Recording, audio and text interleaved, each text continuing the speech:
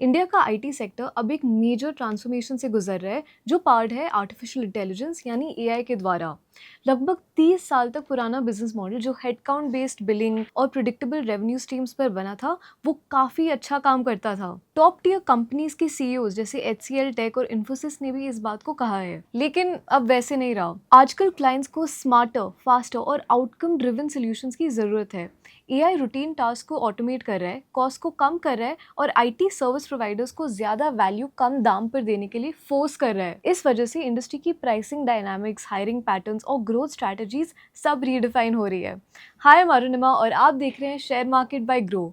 आज के एपिसोड में हम दो Indian IT companies Coforge limited और हैप्पीएस्ट माइंड्स टेक्नोलॉजीज लिमिटेड के बारे में एक्सप्लोर करेंगे जो एआई ड्रिवन डिस्ट्रप्शन का रिस्पॉन्स दे रहे हैं। शुरू करते हैं कोफोर्ज लिमिटेड से, जहां कई Indian IT companies macro pressures का सामना कर रही है। कोफोर्ज ट्रेंड के अगेंस्ट जा रहा है। 4 डेकेड से ज्यादा की इंडस्ट्री प्रेजेंस के साथ company banking, financial services, insurance, travel और लॉजिस्टिक्स जैसे वर्टिकल्स में end to end software solutions offer करती है। उनकी क्लाइंट लिस्ट में कुछ बड़े नाम हैं: British Airways, ING group, Sabre, SITA और 260 प्लस क्लाइंट्स ग्लोबली हैं जो 32,000 प्लस एम्प्लॉइज के द्वारा सर्व किए जाते हैं। कोफोर्ज के रेवेन्यू का लगभग आधा हिस्सा BFSI सेक्टर से आता है, जहां ऑटोमेशन और डिजिटल ट्रांसफॉर्मेशन की डिमांड अभी भी हाई है। उनकी ज्योग्राफिकल एक्सपोजर भी ग्लोबल ट्रेंड्स के साथ अलाइंड है। नॉर्थ अमेरिका में उनका स्ट्रॉन्ग प्रेजेंस है, लेकिन जो चीज कोफोर्ज को अलग बनाती है वो है उनकी ग्रोथ मोमेंटम। FY25 में कंपनी ने $3.55 बिलियन का ऑर्डर बुक रिपोर्ट किया, जो पिछले साल के मुकाबले 75% ज्यादा था। और उनका क्लाइंट बेस ना सिर्फ नंबर में बढ़ा, 160 टू 239 क्लाइंट्स हो गया एक साल में, बल्कि उन्होंने टॉप क्लाइंट्स पर अपनी डिपेंडेंसी भी कम की है। FY18 में लगभग 50% से FY25 में 28%। एंड ये स्टेबल और डाइवर्सिफाइड रेवेन्यू स्ट्रीम्स का साइन है। तो कोफोर्ज ये कैसे कर रहा है? कंपनी अपनी सक्सेस को 3 की फैक्टर्स के साथ क्रेडिट करती है। पहला, एक फोकस सेल्स स्ट्रैटेजी जो लार्ज डील्स को स्मॉल विंस पर रिवॉर्ड करती है। दूसरा, स्ट्रॉन्ग एग्जीक्यूशन कैपेबिलिटीज जो सालों के एक्सपीरियंस पे बनी है। तीसरा, एक डीप इंडस्ट्री अंडरस्टैंडिंग जो उनको टेलर्ड सॉल्यूशंस बनाने में मदद करती है, ना कि जेनेरिक सॉफ्टवेयर। मैनेजमेंट ने ये भी बताया कि उनके मेजर डील्स में से 3 एआई लेड सॉल्यूशंस की वजह से जीते गए थे, और ये प्रूफ है कि उनकी नेक्स्ट जेन टेक में की गई इन्वेस्टमेंट सिर्फ पीआर की बात नहीं बल्कि असली बिजनेस ला रही है। अब नंबर्स पर फोकस करते हैं। FY25 में कोफोर्ज ने 31% year on year sales growth report की। ऑपरेटिंग प्रॉफिट 19% बढ़ा, लेकिन ऑपरेटिंग मार्जिन 16% से गिरकर 14% हो गई, मेनली एक्सपेंशन के हाई कॉस्ट की वजह से। नेट प्रॉफिट ने लगभग 12% ईयर ऑन ईयर ग्रोथ की, लेकिन नेट मार्जिन थोड़ा डिप कर गई। ये नोट करना जरूरी है कि डेप्रिसिएशन FY25 में 34% से ज्यादा बढ़ा, जो मेजर इन्वेस्टमेंट को इंडिकेट करता है जो टेक प्लेटफॉर्म्स और IP में किया गया होगा। बोरोइंग्स भी FY25 में बढ़ गई, जो एक ग्रोथ स्ट्रैटेजी को लेवरेज के थ्रू सपोर्ट कर रही है। लेकिन कंपनी बड़ी डील जीत रही है। FY25 में 14 डील, जिसमें एक $1.56 बिलियन का कॉन्ट्रैक्ट सेबर के साथ था। ये जस्टिफाई करता है कि उनका एक्सपेंशन स्ट्रैटेजी काम कर रहा है। कोफोर्ज का एग्जीक्यूटेबल ऑर्डर बुक $1.5 बिलियन है, जो कंपनी की हिस्ट्री का सबसे ज्यादा है।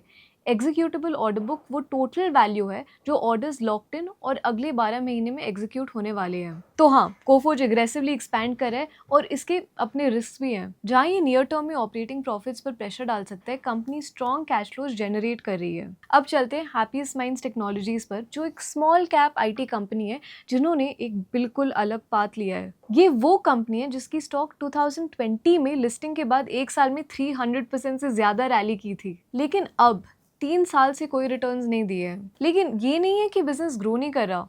रेवेन्यूज पिछले 5 सालों में 24% कैगर से बढ़े हैं। तो एग्जैक्टली क्या गलत हो रहा है? सबसे पहले समझते हैं कि ये क्या करते हैं। Happiest Minds Technologies digital transformation services जैसे product and digital engineering, generative AI और इंफ्रास्ट्रक्चर मैनेजमेंट एंड सिक्योरिटी में फोकस करता है। उनका काम बिजनेसेस को नए टेक्नोलॉजीज पर ले जाना, कस्टमर एक्सपीरियंस इंप्रूव करना और ऑपरेशंस को ज्यादा एजाइल बनाना है। उनके क्लाइंट्स कई सेक्टर्स में है, जैसे BFSI, edtech, health care, manufacturing, retail. उनकी रेवेन्यू का 78% इंडिया और US से आता है, जिसमें से अमेरिका का हिस्सा 63% है, जो इंडस्ट्री ट्रेंड्स के बिल्कुल अकॉर्डिंग है। तो कहाँ है डिस्कनेक्ट? एक मेन इशू है inefficient profit conversion. Sales steadily grow करी है, लेकिन प्रॉफिट्स नहीं बढ़ रहे।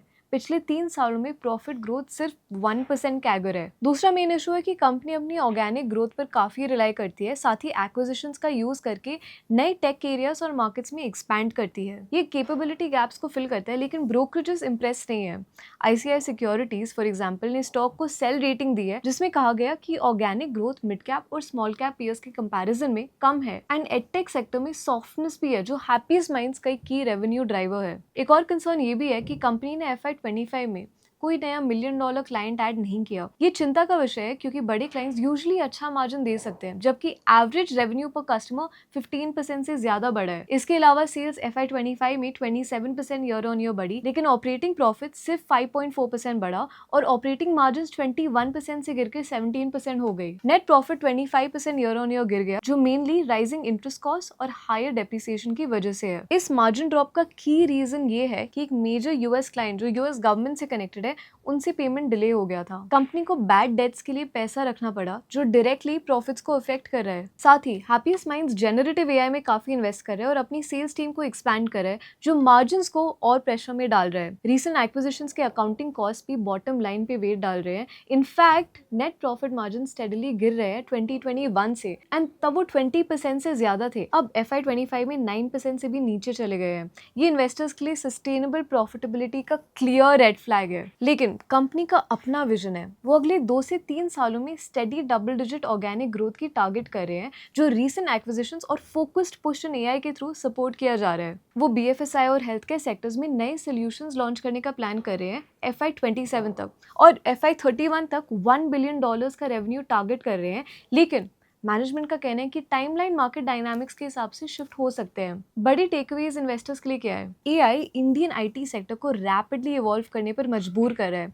पुराना मॉडल जो बिलिंग पर आ था, वो अब खत्म हो रहा है। कोफोर्ज AI ड्रिवन ऑटोमेशन को लार्ज स्केल प्रोजेक्ट्स में एम्बेड कर रहा है और क्लाइंट पार्टनरशिप्स को स्ट्रॉन्ग बना रहा है। और यहाँ हैप्पीएस्ट माइंड्स अपनी रिसोर्सेज को जेन AI सोल्यूशंस में लगा रहा है, अपनी डिजिटल सर्विसेज को एक्सपैंड करने के लिए। मिड और स्मॉल स्केल फर्म्स को भी अपनी AI इनिशिएटिव्स को एक्सेलरेट करना होगा, सिर्फ बड़े टेक जायंट्स को नहीं।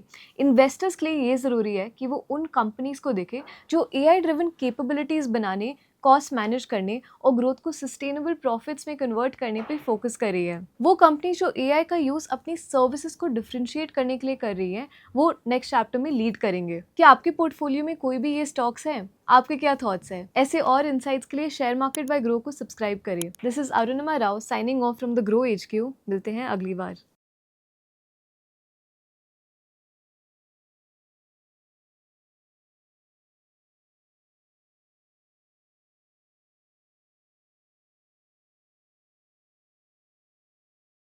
Investment in securities market are subject to market risks. Read all the related documents carefully before investing. Please read the risk disclosure documents carefully before investing in equity shares, derivatives, mutual fund, and or other instruments traded on the stock exchanges.